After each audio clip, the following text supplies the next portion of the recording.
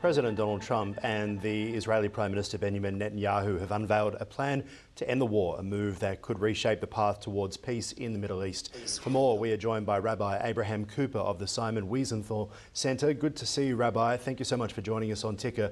What stood out to you from the press conference between the two leaders?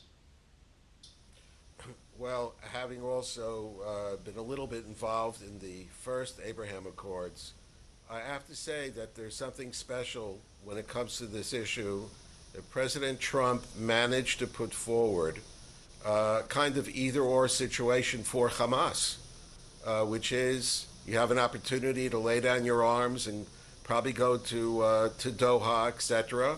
You have a chance for a future, choose peace. Or he said openly, with all the backing of the apparently of the Arab and some of the Muslim leaders, that if they don't accept peace, then Bibi Netanyahu and the state of Israel can go and finish it militarily. And I think the other thing that jumped out, I think, to Jews all over the world, was the fact that he's given 72 hours from the time that this deal goes into effect to release the hostages, the living and the dead. It's quite dramatic. I'm not sure that anyone else in the international arena today could have put together this kind of an approach other than someone like Donald Trump, you know, the businessman in him, the art of the deal, et cetera, et cetera. It's a bold plan. It comes with a lot of geopolitical risk, as he saw with Russia and Ukraine. But give the man credit. You know, he's a very controversial president. Give him credit for putting forth a plan with the kind of support he apparently has from the Arab leaders. I don't think anyone else could have done it. Talk to us about the timing. The UN General Assembly last week, where we saw many nations walking out there as the Prime Minister of Israel took to the stage. But also we've seen recognition for Palestine from countries like Australia, France, many European nations as well. I guess one of the questions that first comes to mind after watching that press conference and hearing about this 20-point plan, why now? Why not sooner? And why will it work this time? That's a very good question, because I think the key player here is not in Europe, but probably Qatar, which continues its financial support for Hamas. It may have taken that long to bring them around.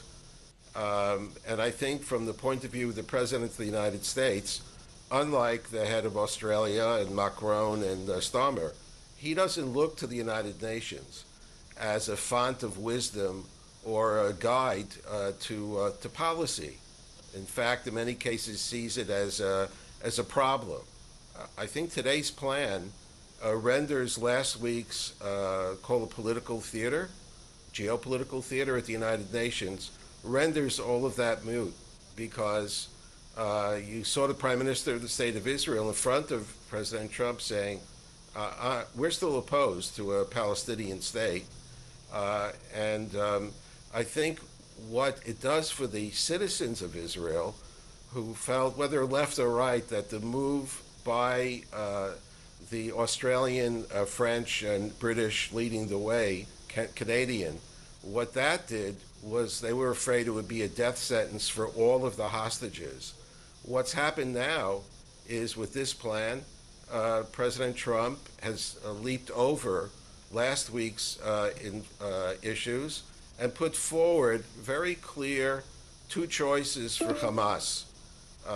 One is an exit life for them to go elsewhere, and the other is the full backing of the United States for Israel to finish militarily, something that Israelis don't want to have to do, because obviously it would make the saving of any of the remaining living hostages all that more difficult.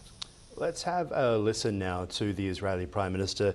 He was standing next to President Trump. Let's hear what he had to say.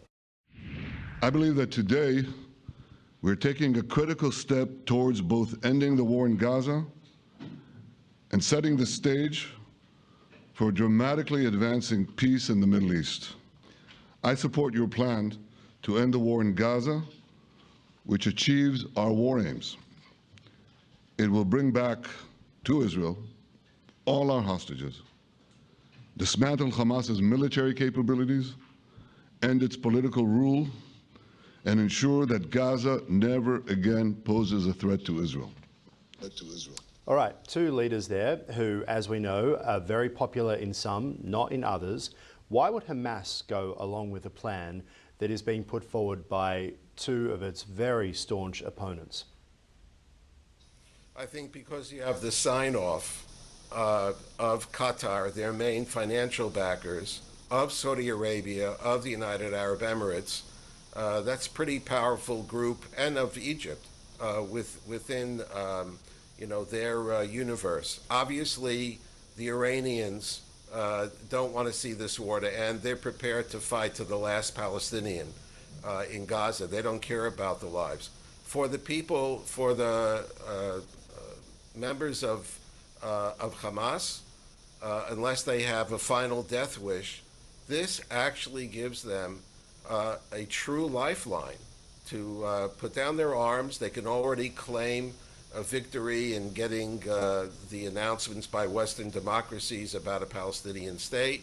They can go ahead and declare their victory from safe havens elsewhere around the world. This is literally a lifeline. If they don't take this lifeline, they're not getting out alive. So sure, and a lifeline, as you say, but does it, I guess, risk legitimizing Hamas through these talks?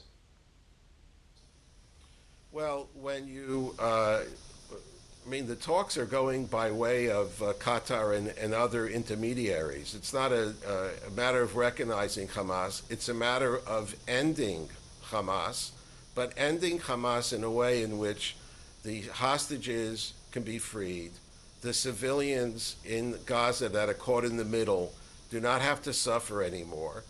And an opportunity also for Israel and the other countries in the Arab and Muslim world to take the Abrahamic Accord approach, which is we have a lot to offer each other in terms of technology, tourism, etc. Normalization of contact between Arabs and Jews, Arabs and Israelis, something I participated in, continue to participate in. The best way to tear down the terrible stereotypes that we all hear about is to actually show up and meet the other.